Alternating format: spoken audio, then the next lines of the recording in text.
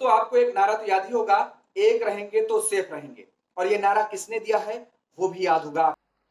हम एक रहेंगे तो सेफ रहेंगे। लेकिन आज आखिर ऐसा क्या हुआ कि मोदी कैबिनेट की बैठक में यह बड़ा फैसला ले लिया गया और कहा गया कि जाति जनगणना मोदी सरकार कराएगी। अब एक रहेंगे तो सेफ रहेंगे नारे का क्या होगा?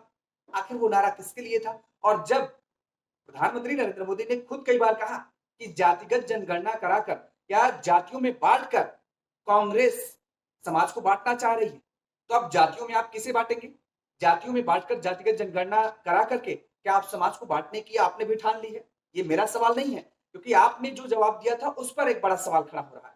और सबसे बड़ी बात तो ये है कि आज जब मोदी कैबिनेट की बैठक शुरू हुई तो देश के प्रत्येक नागरिक को यह लगा कि दरअसल पहलगाम में जो आतंकी घटना घटी उसके मुद्दे को लेकर के उसके खिलाफ कोई बड़ी रणनीति बनाई जा सकती है, कोई बड़े पहलू पर मुहर लग सकती है, कोई बड़ा कदम उठाया जा सकता है, लेकिन ऐसा नहीं हुआ। हाँ, ये मानता हूं कि ठीक है, केंद्र सरकार का जो काम है वो काम कर रही है पहलगाम को लेकर के, पाकिस्तान को जवाब देने को लेकर के। लेकिन आज देश की मांग क्या थी? आज देश की मांग ये थी, प्रत्येक नागरिक को ये उम्मीद थी कि पहलगाम मुद्दे को लेकर के कोई बड़ा निर्णय आज मोदी कैबिनेट में लिया जा सकता है।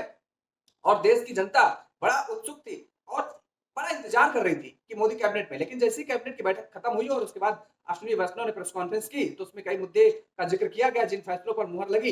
लेकिन उसमें सबसे बड़ा जो फैसला रहा वो जाति जनगणना को लेकर के रहा और बड़े सावधानी तरीके से, बड़े सधे हुए तरीके से केंद्रीय मंत्री अश्विनी वैष्णव ने कांग्रेस पर सवाल भी खड़ा कर दिया कि दरअसल कांग्रेस तो इसका विरोध करती रही। लेकिन जबकि आपने देखा होगा जब से केंद्र सरकार में मोदी सरकार है उसके बाद विपक्ष में कांग्रेस आई। पिछले विधानसभा लोकसभा चुनाव का हम जिक्र करते हैं या अन्य चुनावों का जिक्र करते हैं, उसमें लगातार कांग्रेस इस मुद्दे को उठाती रही और ये कहती रही कि अब देश में ये मांग है कि जाति जनगणना कराई जाए। और सड़क से लेकर सदन तक केवल कांग्रेस ही नहीं, पूरा विपक्ष लामबंद था। पूरा विपक्ष जातिगत जनगणना कराने की बात कह रहा था। और सदन में भी आपने देखा राहुल गांधी ने जब जाति जनगणना की बात कही तो भारतीय जनता पार्टी के सांसद अनुराग ठाकुर की तरफ से राहुल गांधी की जाति पर सवाल खड़ा कर दिया गया। उन्होंने कहा कि जिनकी खुद की जाति का पता नहीं वो जाति जनगणना की बात करा रहे हैं। ओबीसी की बात, जनगणना की बात बहुत की जाती है। माननीय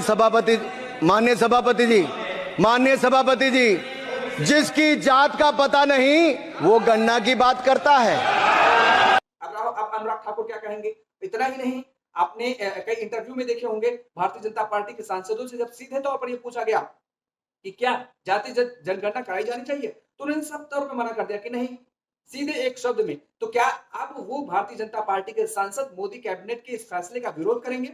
ये भी एक बड़ा सवाल है। आप खुद सुनिए जरा, मोदी सरकार में एक सांसद और बखूबी आप इनको जानते हैं, जरा सुनिए ये इंटरव्यू। जातिगत जनगणना होनी चाहिए? बिल्कुल भी नहीं। तो आपने सुना कि किस तरीके से साफ तौर पर ये कहा जा रहा है और एक सांसद नहीं, न जाने कितने सांसद हैं, न जाने कितने भारतीय जनता पार्टी के नेता हैं जिन्होंने कहा कि नहीं, दरअसल जातिगत जनगणना कराने से समाज में विघटन होगा, समाज में विद्वेष की भावना होगी और समाज बंटने का काम किया जाएगा। अब क्या कहेंगे? अब बिहार विधानसभा चुनाव हो क्या? इसलिए क्योंकि बिहार में तो जातिगत सर्वेक्षण हो चुका है, कर्नाटक में कांग्रेस की सरकार है, वहां पर जातिगत सर्वेक्षण हो चुका है, तेलंगाना में सर्वेक्षण, आंध्र प्रदेश में सर्वेक्षण। तो ये जो राज्य हैं इनमें तो ऑलरेडी जातिगत सर्वेक्षण हो ही चुका है। और इसके साथ ही अब जातिगत जनगणना की बात जो आप तक अभी तक नकार रहे थे, या हम ये कह सकते हैं कि आप जिसको लेकर के राजनीति करते रहे लगातार, अब क्या बिहार चुनाव की वजह से आपने ये बड़ा निर्णय लिया है? क्या बिहार चुनाव को फतेह करने के लिए बड़ा निर्णय? क्योंकि अभी तक आपने देखा तमाम एंकर, तमाम पत्रकार ये कह रहे थे कि जाति जनगणना कराना क्यों चाहती है कांग्रेस? क्या समाज में एकता नहीं चाहती? तमाम तरह के सवाल ऐसे पूछे जा रहे थे। और आज वही पत्रकार, आज वही एंकर मोदी सरकार का मास्टर स्ट्रोक बता रहे हैं जाति जनगणना कराने की बात को लेकर के। आज वही पत्रकार मोदी सरकार के साथ खड़े हो रहे हैं। हम कतई नहीं कह रहे हैं कि आप साथ मत करें, बिल्कुल साथ खड़े होइए, लेकिन उस सवाल को भी आप पूछिए। लेकिन आप वो सवाल नहीं आ रहा कि साहब अभी तक तो आप विरोध कर रहे थे, अभी तक तो आप समाज में विघटन की बात कर रहे थे कि समाज बंटने का काम करेगा, अब आखिर क्यों समाज बटेगा नहीं? क्या अब आपने ये निर्णय क्यों लिया? ये भी एक बड़े सवाल होने चाहिए। तो ऐसे सवाल भी पूछने चाहिए।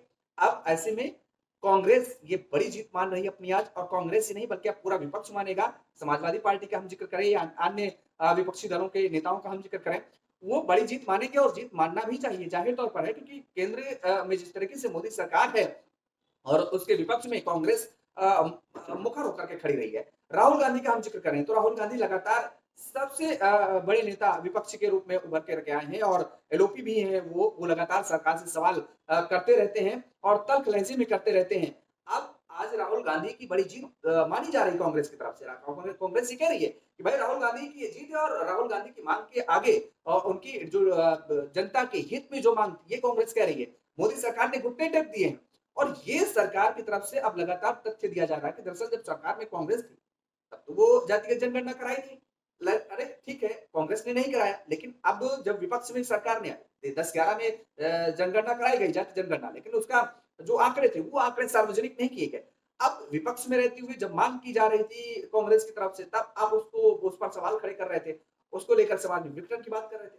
अब समाज में विघटन होगा कि नहीं, अब एक रहेंगे तो सेफ रहेंगे कि नहीं, अब ये बड़े सवाल खड़े हो रहे हैं और इन सवालों के जवाब भी देना पड़ेगा। कौन देगा? ये सरकार में बैठे लोग देंगे, भारतीय जनता पार्टी के नेता देंगे। कौन पूछेगा?